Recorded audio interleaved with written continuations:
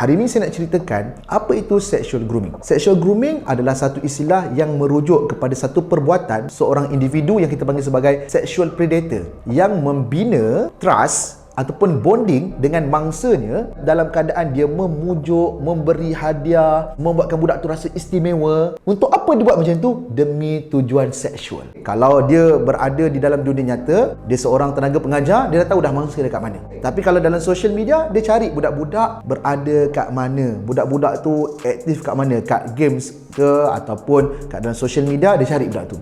Dia akan mendapatkan kepercayaan budak-budak ini. Dia akan membuatkan budak tu percaya yang dia baik, yang dia tu adalah seorang yang memahami isi hati. Jadi budak ni akan rasa orang tu adalah orang yang istimewa dalam hidup dia. Dan katakanlah kanak-kanak itu adalah individu yang datang daripada keluarga yang tak peduli tentang diri dia, ataupun ibu ayah yang tak sempat memberi masa kepada dia, ataupun datang daripada ayah-ayah yang kadang-kadang kurang memberikan pujian kepada anak perempuannya. Apa yang dia akan buat ketika ini? Dia akan ada satu perhubungan. Saya jadi abang angkat, awak jadi adik angkat.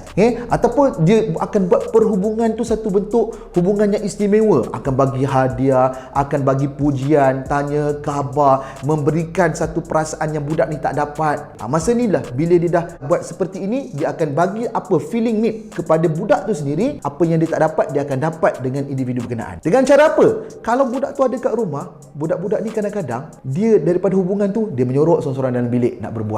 Kat meja makan, asyik pegang handphone dia, tak sabar untuk membalas mesej-mesej itu. Ini kita kena hati-hati. Ketika inilah dia mula akan mengajar budak ini tentang benda-benda yang lucah, yang bersifat seksual. Minta gambar tak berpakaian, hantar tentang pornografi, ajar budak apa itu seks. Dan budak ni naif. Berlakunya pencabulan ataupun rapes. Apa yang dia akan buat ketika ini? Dia akan cakap, jangan bagi tahu pada sesiapa, tahu ini rahsia kita berdua. Kenapa ada anak yang menjadi mangsa sexual grooming tapi mak ayah tak sedar dan anak tak cerita pun? Ini satu benda yang kita kena faham. Sebab itu ia dipanggil sebagai grooming. Grooming satu proses yang sangat ampuh untuk memastikan mangsa tidak bercerita kepada sesiapa. Sebab itu tadi dia menggunakan segala teknik pujukan, trust untuk mendapatkan perasaan cinta dan emosi mangsa dengan pelaku agar benda itu tak diceritakan kepada sesiapa.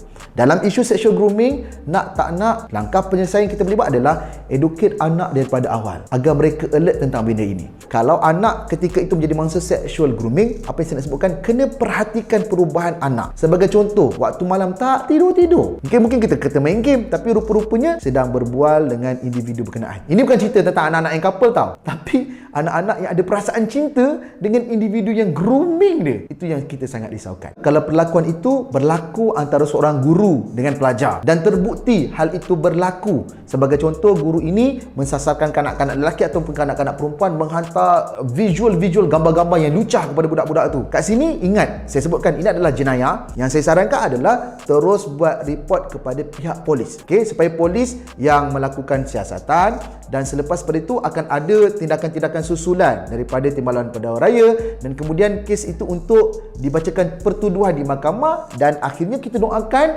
akan dapat keadilan kepada anak. Sebab kat sini yang kita nak fokus adalah menyelamatkan anak itu sendiri dan menyedarkan pada dia yang dia mangsa sebenarnya. Sebab kita tak nak anak bila dah jadi grooming, mangsa grooming, dia tak rasa benda tu bersalah, rasa sayang pada individu tu. Jadi kita nak heret dia, untuk tarik dia, untuk bagi tahu itu orang jahat. Jangan percaya pada dia. Dia ajar benda yang tak elok. Walaupun mungkin panjang untuk proses rawatan, membetulkan kembali persepsi anak tentang perlakuan yang tak elok berkenaan.